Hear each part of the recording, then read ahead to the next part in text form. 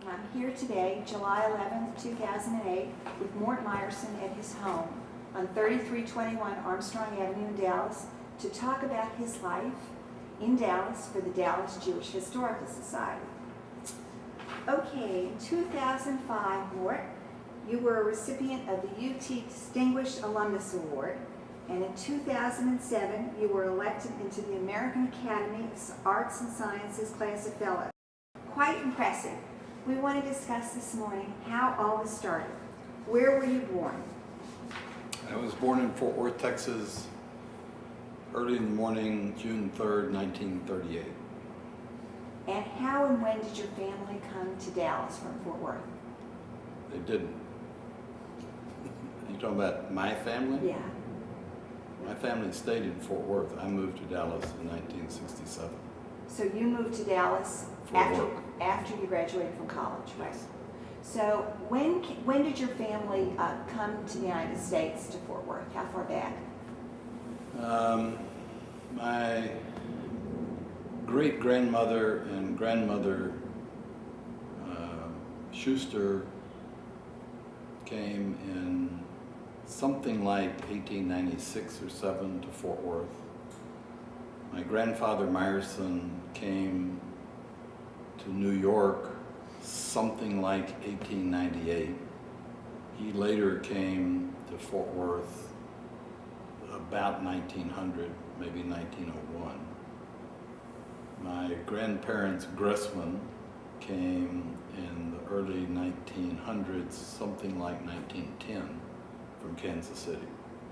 And the original grandparents that came to Fort Worth in New York, where did they come from in Europe?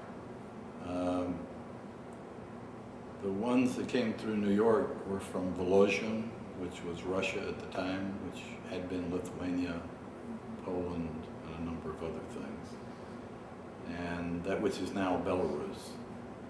And my grandparents, the Gressman side, came from Kansas City, but their family was from Germany, and they were from Mannheim.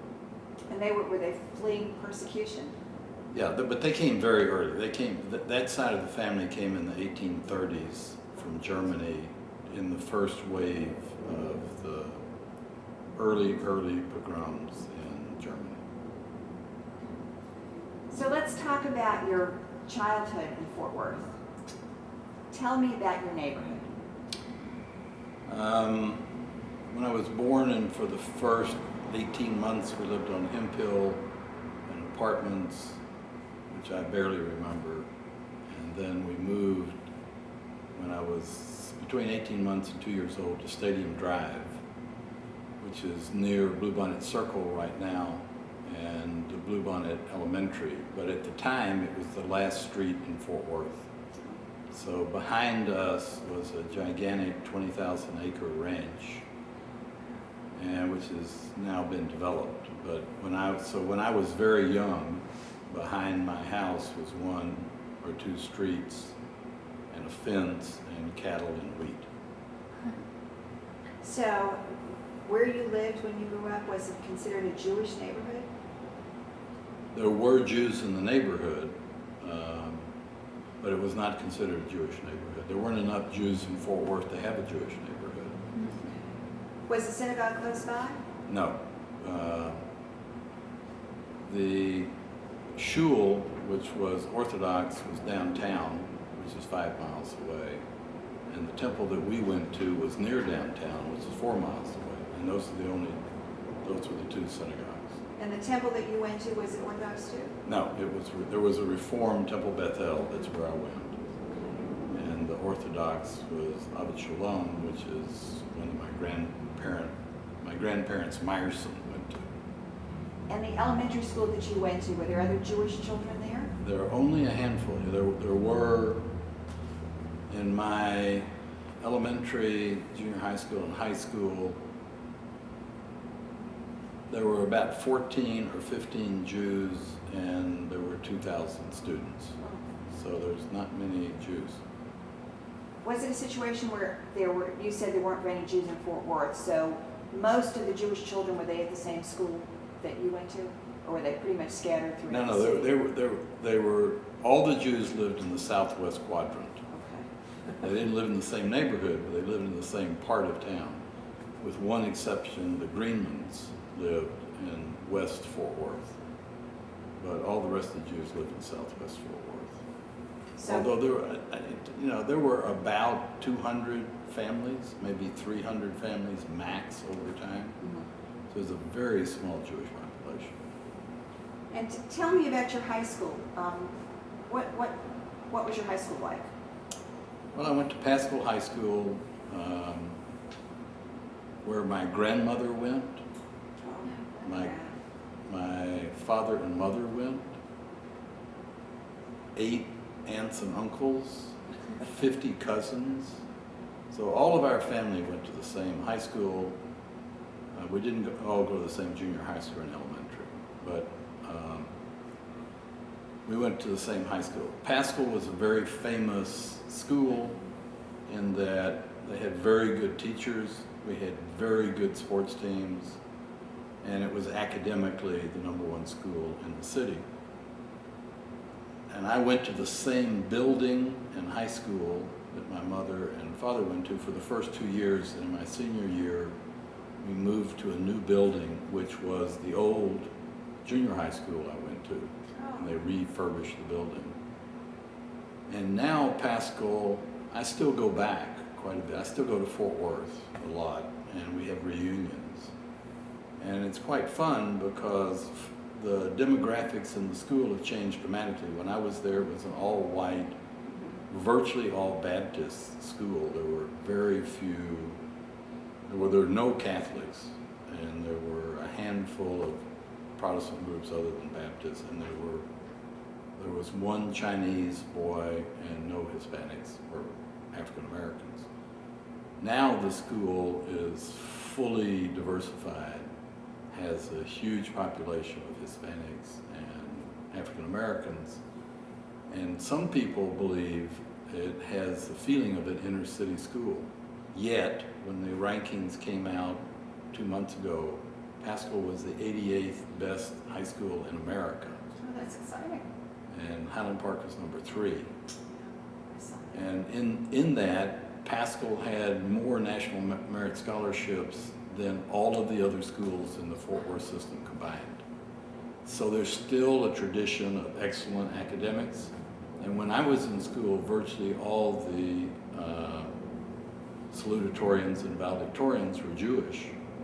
So it was thought in those days that if you were Jewish, you were smart and a good student, and it was expected that you be a straight A student. And that's the way it was. Did you have close Jewish friends in high school? Yes, I had very close. I mean, I went to Sunday school at Temple Bethel, and I'm still friendly with Gordon Appleman, who was in the class with me, who moved from Dallas in the 1st grade. So we're still friends. And Donnie Herman, my friend, died about 4 years ago, and Bubba Rubin died about five years ago. So some of my friends have died. But I had very close Jewish friends, and I had very close non-Jewish friends, of which I'm still friendly with today. Your synagogue, you attended Bethel Synagogue. Yeah, but it's called Temple because it was Reformed. Temple. It's Temple Bethel. I should know that because I grew up in a Reformed temple too. And you said, did you go to any kind of Hebrew school? Did you have a bar mitzvah? No, the Temple, this is the 1950s. I mean, I started in school in the 1940s and continued in the 1950s. I was confirmed in 1951. And the Reform movement at that time did not teach Hebrew, only the few prayers, and did not have bar and bat mitzvahs. They had confirmations. So that's what we did. And that's been one of the problems I've had in later life because I never learned Hebrew. So did your attendance at the synagogue pretty much end with your confirmation? No, our family were, my grandparents were one of the founding families. My mother was very active in the various clubs and socials, and she was a musician. And there was a lot of activities at the temple, and that went on until I came back from the Army in 1963, at which time I taught Sunday school myself. So I've been active. I'm still a member of Temple Bethel. So this has gone on since the 40s. So what was the congregation like when you were growing up at Bethel? The congregation was very close. It was a mixed bag of people. Some had lived in the city for a while, like my grandparents, but many of the people had moved to town. It was very close socially. The kids were very close. There was a lot of activities. Were there any youth groups that you were involved in at the synagogue, at the temple? I actually was not involved in the youth groups, but except for during the sports season. I was an athlete, so they would draft me in during baseball season, and then when baseball season was over, I left.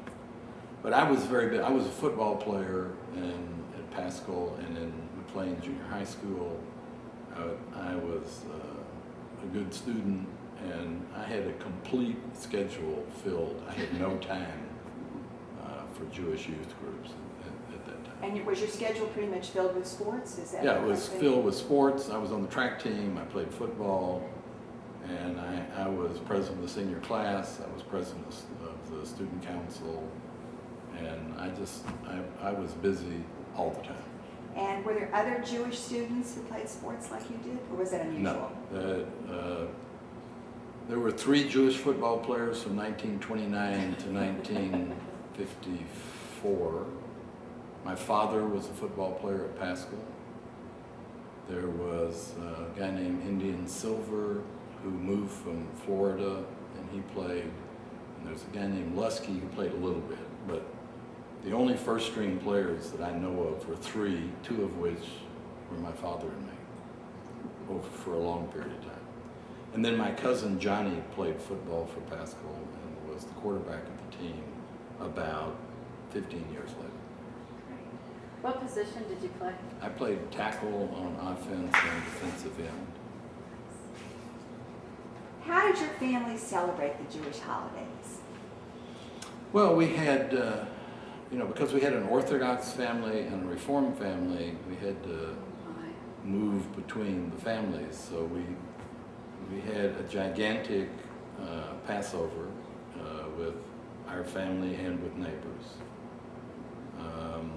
The high holidays, the family went as a group to temple. We did not celebrate some of the Shavuot and some other of the holidays, so that we were mainly a Passover, high holidays, and a discussion about Hanukkah. But as a child, we didn't light the candles, and we didn't do Shabbat because that wasn't something that was done at that time. Although in the last 15 years, I've started doing that myself. And what about services? Did your family go to Shabbat services at all? No. No, I went to Sunday school, got confirmed, taught in Sunday school, had major holidays, but we didn't routinely go to temple. And the Passover that you had, did you have a service, or was it just kind of a No. gathering together of the? It was not a gathering together. It was the long Haggadah, and it was the 4-hour grind. Now, what about your parents? What Jewish organizations did they belong to? Well, my dad was in the Brotherhood, and was very active. And my mother was in the Council of Jewish Women, and she was part of a group of women that basically were the heart of the temple. I mean, they did all the social programs, they did the musical programs, they put on plays, they had Purim plays and musicals, and she was always active. Mother was a very big volunteer. She was a great musician, and during the war she used to play for the soldiers that came in who were injured at the VA hospitals. And so she did that forever. And then I had a younger brother who died of cancer young. and she played for children who had cancer and other difficult diseases. And what about the sisterhood? Did they have a sisterhood at the synagogue, at the temple that she was active? Yes, they did, and she was active. Mother was she was in everything. She was very active at the temple, big volunteer. Great. Anything outside the temple that they did that was Jewish related? I'm not sure what outside the temple would be. Yeah, I just wondered any other organizations. No. She said a National Council of Jewish Women. You mentioned. Yeah, but I think the National Council of Jewish Women was associated with Temple Bethel. I'm not sure, but I think That's a national organization. I know it's national, but I think the chapter Oh. was tightly affiliated Okay. with the temple because Hadassah was tightly affiliated with the Orthodox Okay. or conservative shul. Okay. And my other grandmother was very big in Hadassah. Hadassah. So there was a lot of discussion between one grandmother about Hadassah and the other National Council. So your activities as a teenager mostly revolved around your sports and your academics and your social, your leadership roles in the high school And junior high school. and junior high school. Now, what did your parents do for a living? My mother was a homemaker and a volunteer. She was like a professional volunteer. As I said, she played the piano, and she was, we used to call her Nurse Meyerson. She was always helping other people. And my father is in the insurance business. He graduated from high school in 1929, not a great year to come out of high school, couldn't find a job, and there was a man who was in the insurance business that needed a driver. So my dad was hired for $5 a week to be a driver. And several years later, the man died, and the family gave the business to my father. And that business was bought by an insurance agency, and Dad became part of that agency. What good fortune. Yeah, well, it all worked out. Dad had a high school education. Nobody in my family ever had gone to college, graduated before I went. But everybody got out of high school, and everybody had a job, and everybody worked, and we didn't have a lot of money, but we would be called middle-class family. Right. What about your grandparents? What did they do for a living? My grandfather Meyerson was a tailor. He was apprenticed as a tailor in Russia and worked in the sweatshops in New York, and was brought to Fort Worth by a man under a contract to sew and do alterations, which I think he was an indentured servant. I mean, as best as I could tell, he had a contract, was given train fare, and he had to work for 2 years to earn back the $25 train fare. After that, he opened a small tailor shop himself, and the shop that I knew on Main Street, down near the railroad station, he had a small shop, and he made clothes and did alterations. And my other grandfather was in the jewelry business. He basically sold fine jewelry in Fort Worth, and then when I was about 12, he moved to Wichita Falls and worked in a jewelry store, and then later opened up his own jewelry store. So how did you find your course of interest when you went to college? Well, I was, some people have called me terminally curious. I'm very interested in a lot of subjects. I was very musical. I played the piano and sang all my life. So I was, I kind of grazed my way through college. I didn't even have a major until my last 2 semesters because I took courses in everything. I was good in math and science, and yet I liked liberal arts things, and I sang in an a cappella choir at the university.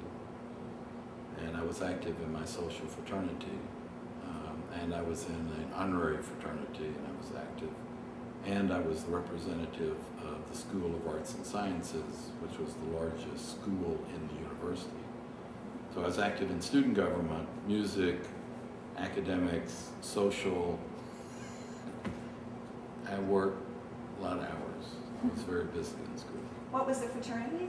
I was at social fraternity.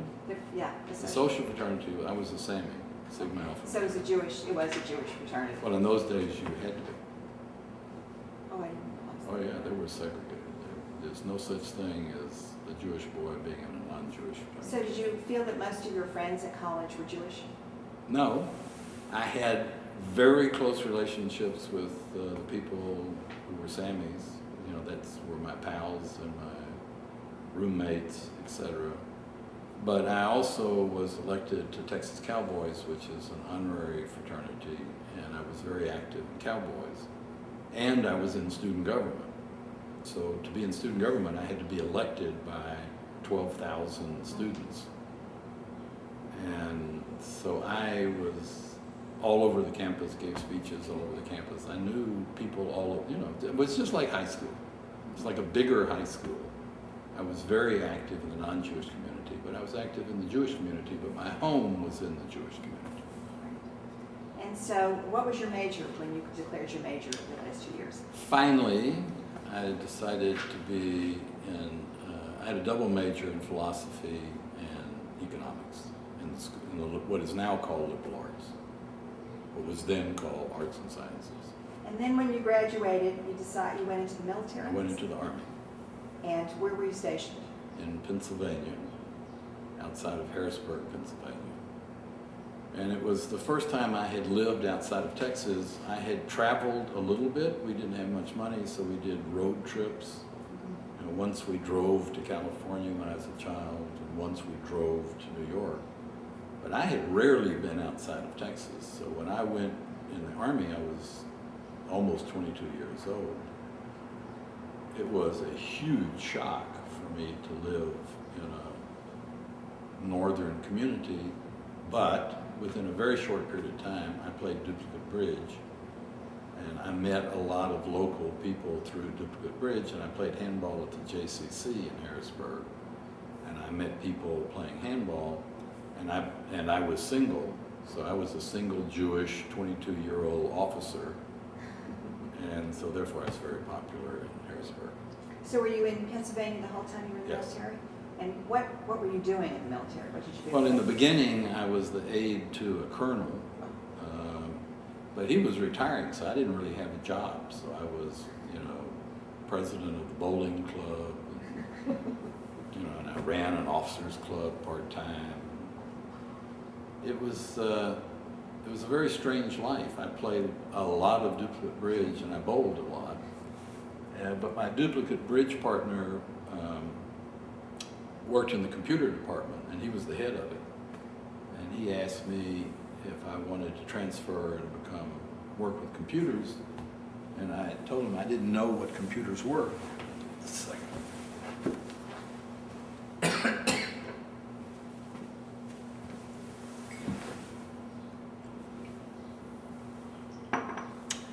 So he said, the way you play bridge, you'll be a good computer programmer. So I took a IBM test and passed it. And they sent me to school in New Jersey at Fort Monmouth.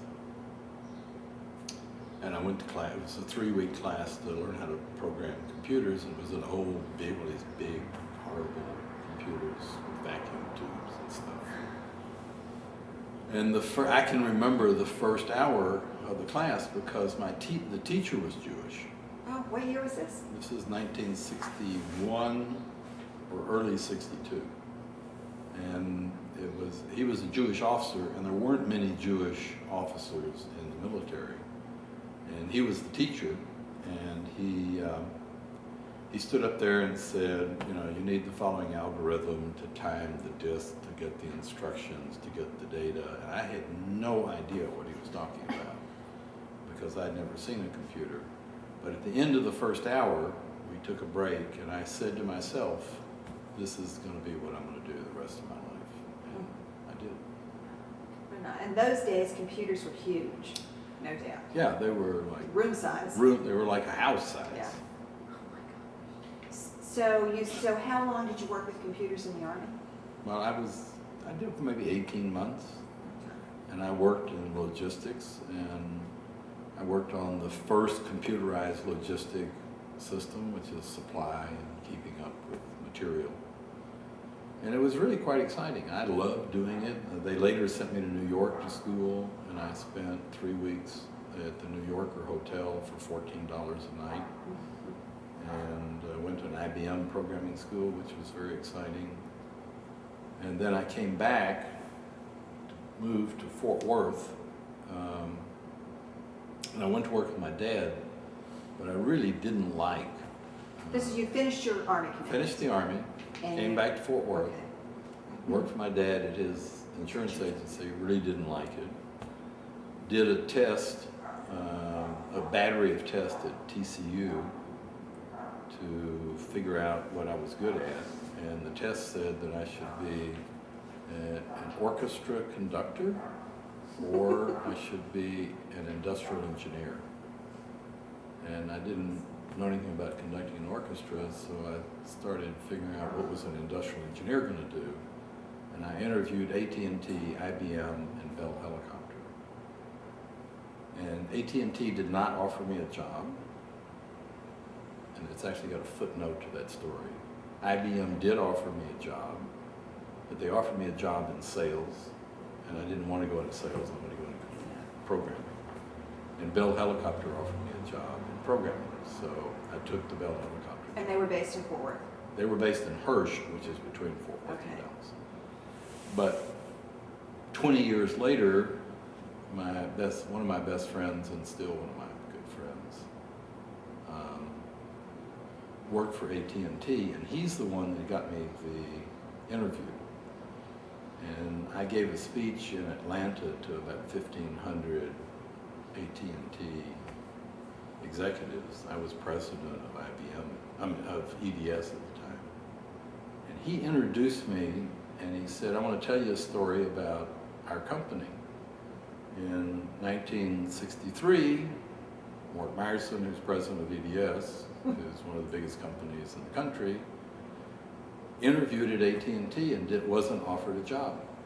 And the evaluation said that he would never be able to rise higher than the 2 levels above entry. And it's quite amazing. He said, but then I dug into it and found out they didn't hire him because he was Jewish. Oh, I didn't like that. And the crowd almost collapsed. It was very, and he had never told me. But he introduced me that way. So that's what happened. So it was AT&T's loss and EDS's gain. Absolutely. So you went to work for Bell Helicopter? I worked for Bell Helicopter for 2.5 years. Loved it. Loved the person I worked for. And you were just doing computer I programming? was a computer programmer. I was called a data processing engineer. And I did logistical kind of systems and contract scheduling, which is very complex. I loved it. I also taught computer program at TCU in the evening because they paid me $25 a night, and that's how I had enough money to go to movies. And it was a great life, and I was promoted to Textron, who owned Bell, to be a vice president, the number 2 vice president for data processing. And how long after you started with Bell Helicopter? I was 2.5 years. Okay.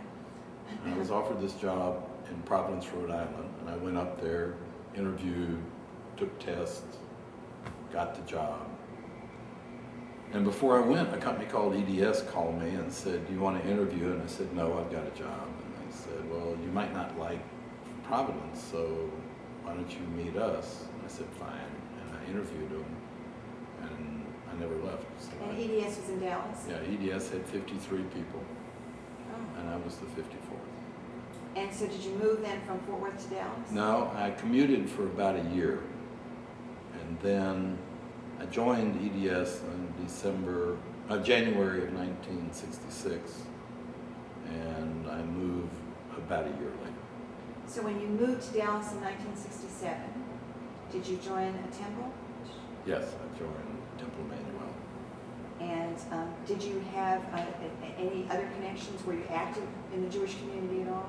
No, I was working 70 hours a week. Right. And all I did, I mean, the only connection I had with the Jewish community at that time, about 1969 or 68, was the first time that I made enough money that I had more money than I had bills. I had a wife and small children in 69. And I can remember computing my taxes, and I discovered that I had more money than I did expenses.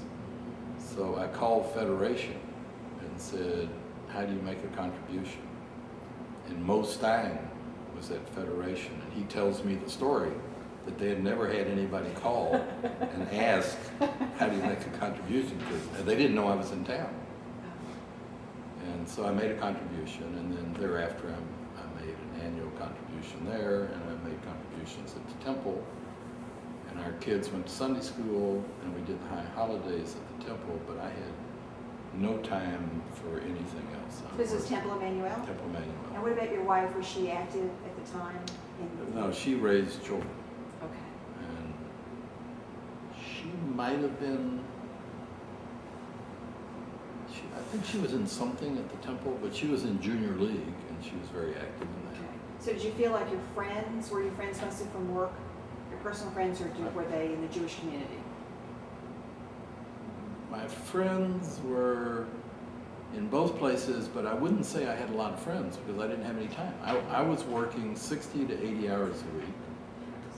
I had a wife and children, and there were no hours, so if I was going to be a father and a husband,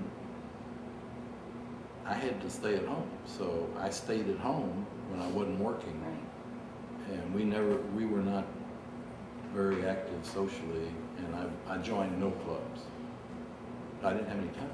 And so you were at EDS, and how long did you stay with EDS? I was in EDS until 1986, so it was a long time, 21 years. And then what change did you make then? Well, I retired from EDS in 1966, December 7th, and I got a call from Richard Rainwater the next week, who lived in Fort Worth, who was very wealthy. This was 86? 86. Right, And 66. he asked me if I would help him on a project, and he told me what it was, and he came to visit me, and I told him that he didn't need to hire me. I knew the company, I knew the project, and he was talking about buying Western Union. And I told him it didn't make any sense because it was not a good company. And he said, well, would I go look at it for him? So I flew to New Jersey, and I looked at it, and I came back and I said the same thing. I said, it's not a good company. And about a week later, he gave me a check for several $100,000. And I said, what's this for? And he said, because you saved me from doing something stupid, and would you like to office with me part-time? And I said, well, I can't do it full-time because I have other things I'm doing. So I was retired, so I officed with Richard in Fort Worth half-time. And Michael Dell had called me from Dell Computing and asked me if I'd help him, so I didn't want to do that, but he came to Dallas and talked to me. I agreed if he would give me Dell stock, which I could give to charity or tzedakah, that I would help him. So I helped him I was a coach to Michael for 2 or 3 years. And so I had a very interesting time for about 5 years. And in your retirement, did you get involved at all with any Jewish activities? Not at that time. I was still investing, helping Michael. You know, I went to the high holidays, and we did a Passover every year, but I was still kind of distant. And it was a good life. And then in 1992, Perot had started a company in 1988, which he asked me to join, and I wouldn't do it. And then in 92, he wanted to run for president, so he called me and he said, would you help me run for president? In the meantime, would you run the business? And I said, no. And he said, please. And I said, okay. So I became CEO of Pro Systems, which I stayed at for 6 years. But in the interim, there was a big change. In 1996, I was in New York, and I went to the Jewish Museum, and there was an exhibition on China. I wanted to see an exhibition on Chinese Jews. I've always been very interested in history and culture. I'd read many books about Mongolia and Mongolians, and they conquered China, so I knew a lot of history from China. And I never heard of Chinese Jews, so I went to this exhibition. And I was looking at the tabs on the wall next to the pictures, and one of them referenced Michael Pollock of Dallas as an expert in Chinese Jews. And I thought, gee, that's weird. I've never heard of Michael Pollock. So when I came back to Dallas, I called Michael and said, you don't know me, my name's Morton Meyerson. Tell me about your interest in Chinese Jews. He said, well, let's have lunch. And we had lunch, and we got to be friends. And then he said, do you do anything Jewishly? And I said, well, I'm a member of Temple Emmanuel, and I give money to Federation. And he said, but have you ever studied? And I said, no. And he said, well, why don't you come to the JCC? There's a monthly meeting where we study sacred Jewish texts. And I said, it doesn't sound that interesting, but I'll come. So I went, and Reed Heller ran that little program. And we studied some book, which I can't remember which one it was. And I got interested, so I started going once a month. Weekly? This was in a weekly? Monthly. Oh, monthly, okay. So I started going. And then after about a year, in 1997 approximately, I read in the Temple Bulletin there was a Torah class, but it was a small one, and not a big thing. So I had gone to some class at Temple Emmanuel, which I didn't like. It's a big, 80 people or something. So I decided I'd go, and I went, and Robin Cosberg was teaching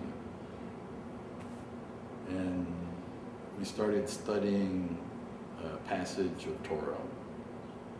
And at that point, could you read Hebrew? No, it was in English. But we started discussing it. And as we were unpacking this portion of Torah, I realized that everything that I had done in software was the same thing as studying Torah. Interesting.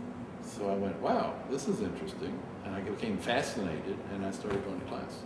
And then I started going to the larger Torah class, then I started studying myself.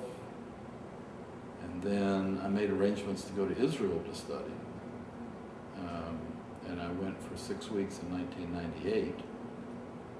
And I studied at a liberal yeshiva, which means it's in English. Okay. Is that in Jerusalem? In Jerusalem, at HUC, Hebrew Union College. And that I became, I went to class all day, and I got really interested in studying. And one of the things I studied was tzedakah. And the way I'd like to study things is I'd like to understand where it comes from. So we got the original text and studied where tzedakah evolved from. And when I came back to the U.S., I spent 6 months evaluating where our family was, what money I had, and I wanted to form a foundation, so I did. And were you working or were you retired? I was retired. Retired. Yeah, I retired in 1998, in January. So this was 1999, and I spent 6 months figuring out what we wanted to do, formed a foundation, became the head of the foundation, and then I started spending about half my time doing that, which that's what I do now. And what organizations does the foundation give to?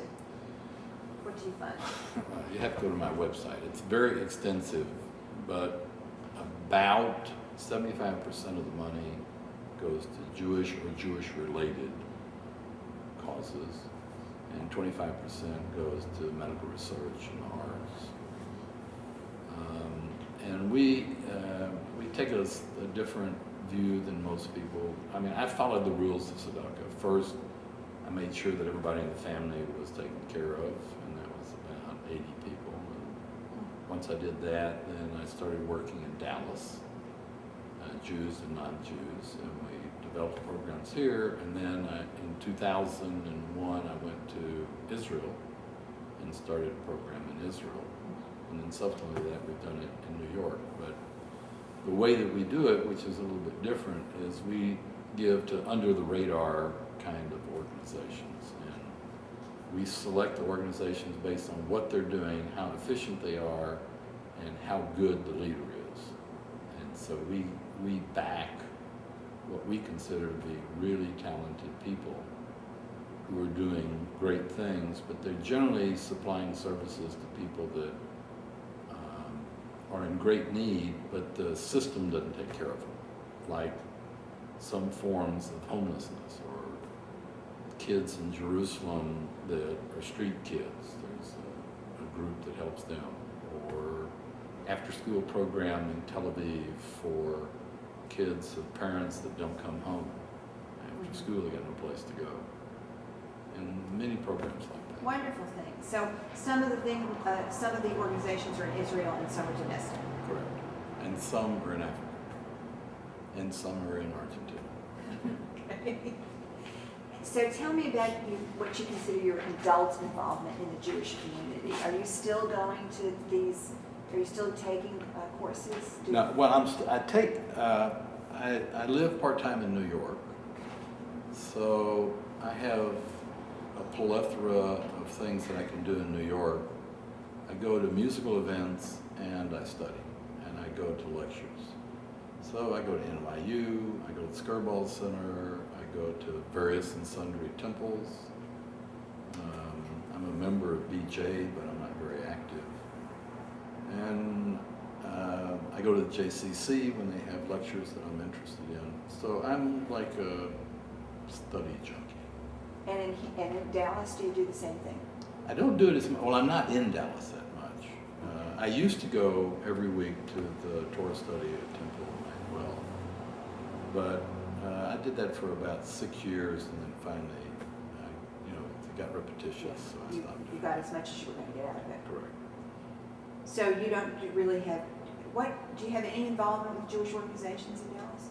No, I have a class at my house where I bring rabbis or teachers in when I'm in town. This is maybe 8 times a year, and we do study, eat lunch, and then leave. And that's been very interesting because we have it depends on either local rabbis or teachers or people who come in from out of town. So let's talk about your family today. Tell me about your family. Okay, you mean children? The children. All right. I have 2 daughters. One lives in New York City, has 3 children, and the other lives in Scarsdale outside of New York City and has 3 children. The one in Scarsdale, the children are older, so I've got 1 graduate student, 1 undergraduate student, and 1 high school student. And in the younger family, I've got 1 3rd grade, 1st grade, and then an infant. So I have 6 grandchildren, 3 boys and 3 girls. My daughters are they're both homemakers. They both used to work. They got married, had children, and became homemakers. They're both very active in Jewish causes. Marty, the younger in New York City, has just been elected the president of the JCC West Side. Oh, Which congratulations. Big job. I'm amazed that she got that. She's only 39. She's very active, and my grandchildren went to the preschool there, so she's very familiar with the JCC. And Leslie, who lives in Scarsdale, is very active in Temple Israel, which is a conservative temple in White Plains, and she's very active there, and she's very active in a lot of programs, and she just went on the board of the Taub Center for Israel and Jewish Studies at NYU. So she speaks and reads Hebrew, she and her granddaughter, my eldest grandchild, go with me to Israel once a year, and we look at the programs and search for new programs. And so we're quite active on email based on work with the foundation. Marty's got younger children. She used to do that, but she couldn't do that and also work at the JCC. So she's now working at the JCC. Great. Okay. So tell me now, looking back at your life, what do you feel you're most proud of? I think, well, I think I'm most proud of my grandchildren, what type of children they are. They're, you know, all children have weird characteristics. It's part of being a child, but they're all sweet, affectionate, they're considerate, they work hard, they're all, you know, either decent or great students. They all volunteer. I mean, I found my grandson who went to Johns Hopkins. I went to visit him, and thought I was going to talk about fraternity and dating and stuff, and he told me that he had formed a nonprofit organization for the students to help dogs and cats that were orphans. Oh. He just did it himself. Strong social conscience. So well, his mother is that way, and he's that way. The older sister, Julia, is very active. She is Orthodox, and she is very active Jewish lady. So I'm very pleased with my grandkids. But a different definition of being proud, it's not really being proud. I feel fortunate, which is a different way of saying the same thing. I was really lucky in my selection of my parents and my grandparents. I had Orthodox, Yiddish-speaking, foreign kind of feeling, cultured Jews on one side, my grandparents from Volozhin. And my other grandparents were very sophisticated, spoke German at home, listened to operas, ate German-style cooking food, and they were very sophisticated. So I had like a foot in both camps. And my parents were active in the Jewish community, although my father allowed my mother to take the lead, which is how I became Reformed. And they were all 6 of those people were very intent on a few things. They wanted me to know that I was Jewish. They wanted me to contribute and be part of the Jewish community. They also knew that I had that was too small because the numbers of people were so small, so I had to compete and be part of the non-Jewish community, which I learned how to do. And they were all great role models. And my parents are still alive. My father's 97 and a half. My mother is 90. I still go see them. And the roles are now reversed. I was once a child, and they took care of me, and now they're elderly and somewhat frail, although you wouldn't know that if you talked to them.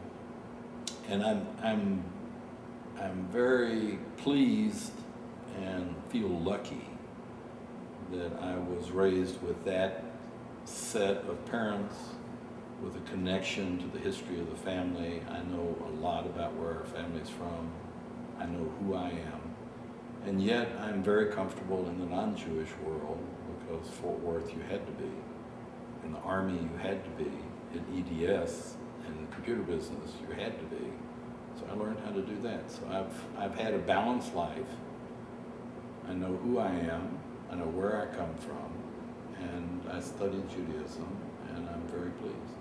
That's wonderful. You've been lucky, and you worked very hard, and you have a wonderful legacy to follow you with your children and your grandchildren, which is really the greatest reward that anyone can have. That's correct. So what about your role models? Who are your role models? Well, I've already talked about that. I paid very close attention to my grandparents. They were all 4 of them different. And I learned different things from each of them. I am an observer of people. So when I was a child, I was watching them, looking for clues. I was the oldest grandchild, so I was spoiled. But I got a lot of attention from my grandparents. And my parents focused on me. I had a younger brother that died when I was 10 and he was 5. So I was raised from 10 years old on as an only child, and I got a lot of attention. They were very active in my life. And those are my real role models. I have had coaches in athletics. I've had teachers that made big impacts in my life. I had people at work. My first 2 bosses were very good people that I learned a lot from. Ross Perot, who ran EDS, was a person that I could respect and learn a lot from. So there are many different people, and there were people in business. I had customers that I was close to, and I learned a lot from them. I had people that worked for me that I learned a lot from. There were competitors. So I've learned from many, many different people, but in the final analysis, I'm rooted in Fort Worth and in Dallas, and I'm rooted in family. Great. Now, let me ask you, have you experienced any instances of anti-Semitism? Actually, very seldom. In Fort Worth, I never experienced anti-Semitism, strangely enough. But I think it was probably because there was such a small Jewish community. When I went to the University of Texas, all my friends, or the majority of my friends, were not Jewish, and they went to different fraternities, and for some reason, I thought I might go with them. And then I discovered that they didn't let Jews in those fraternities. It was not anti-Semitism, it was segregation. And that was the first time I experienced that. And a couple of times in school, I had a few instances, but not much. And the first in my face anti-Semitism was when I moved to New York in 1971, and I was the CEO of a Wall Street firm, and the firm was DuPont Glorforgan. And the DuPonts were obviously not Jewish, and it was known as a non-Jewish firm. And they got into trouble, and Ross Perot invested in them, and we tried to find a CEO. Nobody would take the job, so they sent me up there. And when I first came in, there was like a shudder in the organization. What is this guy named Meyerson, sponsored by Perot, who's not Jewish? How is it that he's become the CEO? And somebody in the DuPont family made a nasty crack about Jews. And Perot turned to him and said... Were you there when... I was there when it happened. Okay. Perot turned to the person and said, Morton Meyerson is one of the greatest executives I've ever known. He's a friend of mine. And don't you ever say anything like that in my presence again. That was the end of that. That was the end of that. And You, then... of course, have to talk about, you did mention before the AT&T job. You didn't Yeah, find but I out- didn't know it. Yeah, until much later. Well, it never occurred to me. Yeah. It occurred, but if you don't know it, Right. is it anti-Semitic? It's like a tree falling in the forest if you don't hear it. So I didn't know that, but later, I actually ran into something, and in 1973, the chairman, I was the president and CEO of DuPont Glorforgan. The chairman was a waspy man named Rousselot, very good guy, very friendly with me, very nice man. Asked me if I wanted to become a member of the University Club. I was a member of the Harmony Club, which is a German Jewish club in New York. But he wanted to know if I wanted to become a member of the University Club, and I said yes.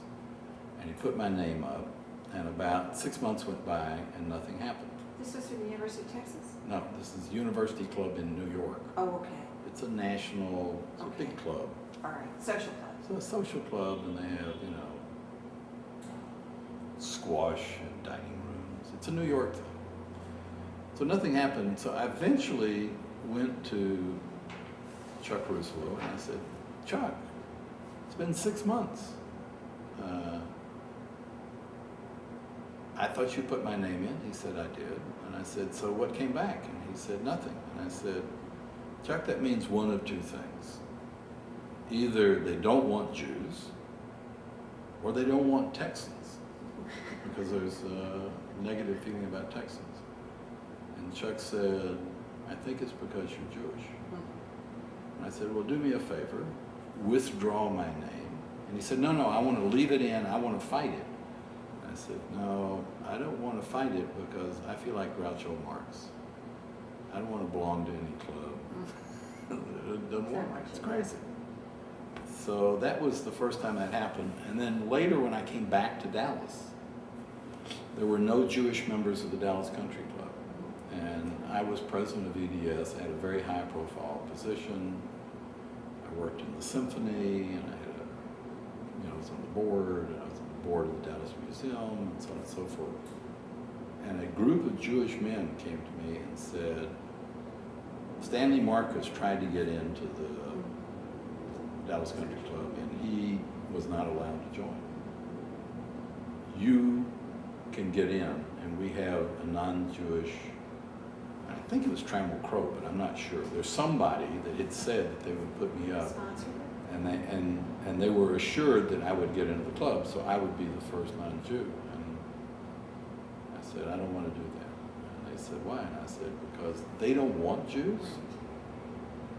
I wouldn't waste my time with these people. So that's a subtle form. Right.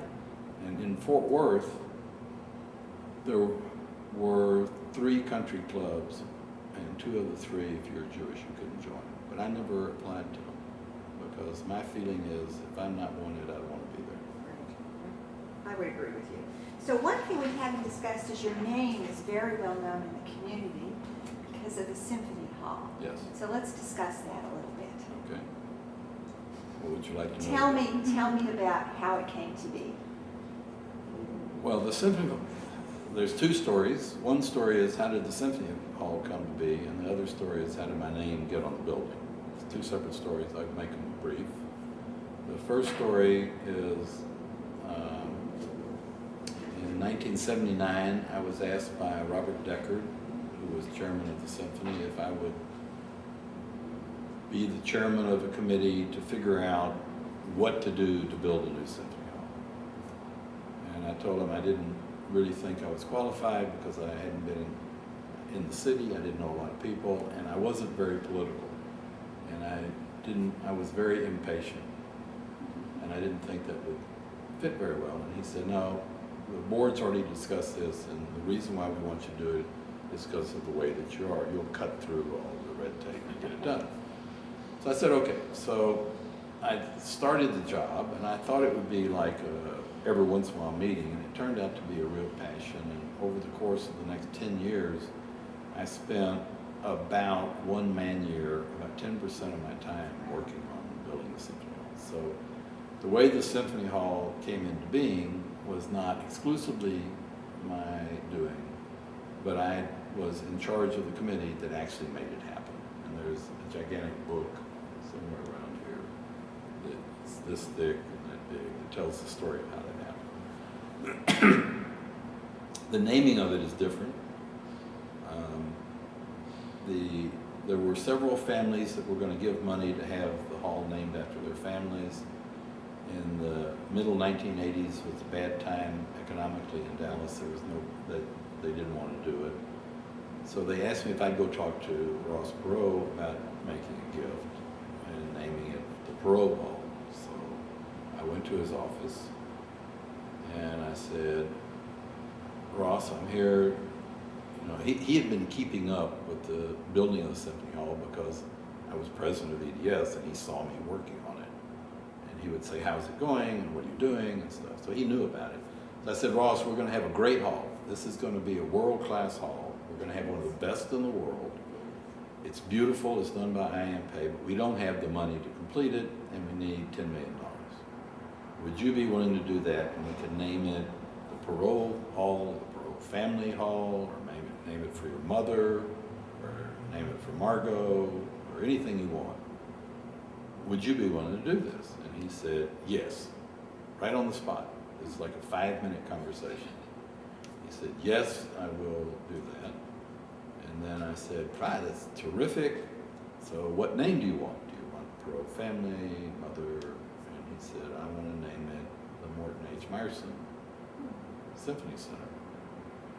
I said, Ross, that makes me feel bad because now I kind of feel like maybe I was coming to ask you the money, so you would give money, so you'd name it for me. I said, that, number one, I'm not very public oriented, and I would find that embarrassing. And I'm flattered that you would ask me, but I've got to say no, and I think you should name it for your family. And then Ross looked at me the way he does, and he said, you're not listening to me.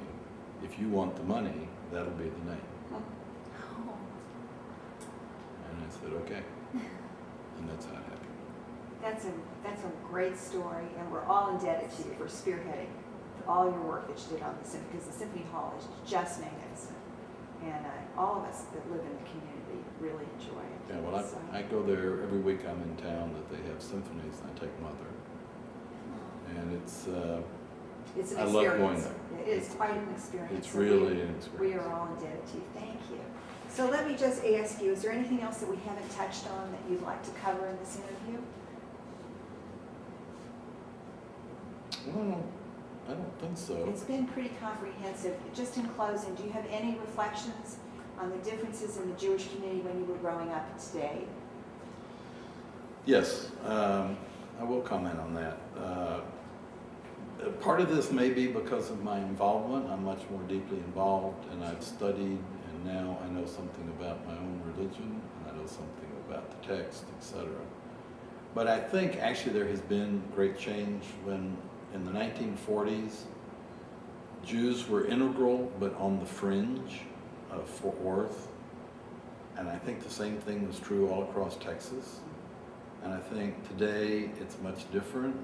It's possible that a Jewish person will have their name on a symphony hall.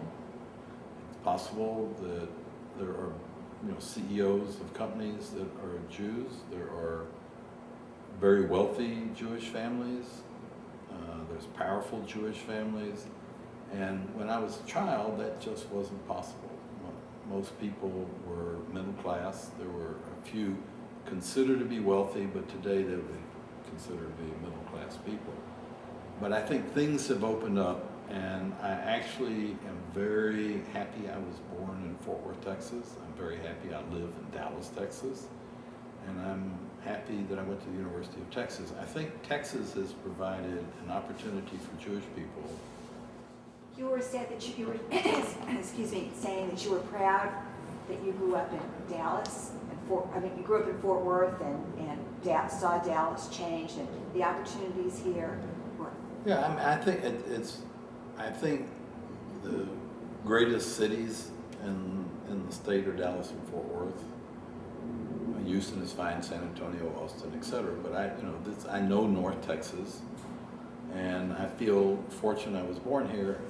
But it's beyond just the cities. I think Texas has been an open society. It's a Western society. It's what you do is more important than what family you come from. And I think all that is inured to the benefit of the Jewish community, and the Jewish communities now are very strong. And I feel fortunate to have been in both of those communities. Thank you. I want to thank you, Morton Meyerson, for talking with us today, and it's been a pleasure. Well, thank you, and I hope this tape works out well. Yeah. Yes. Will you review the tape? Mm-hmm. I have something called the Oral Deed of Gift, which I'd like you to take a look at, which Okay. we ask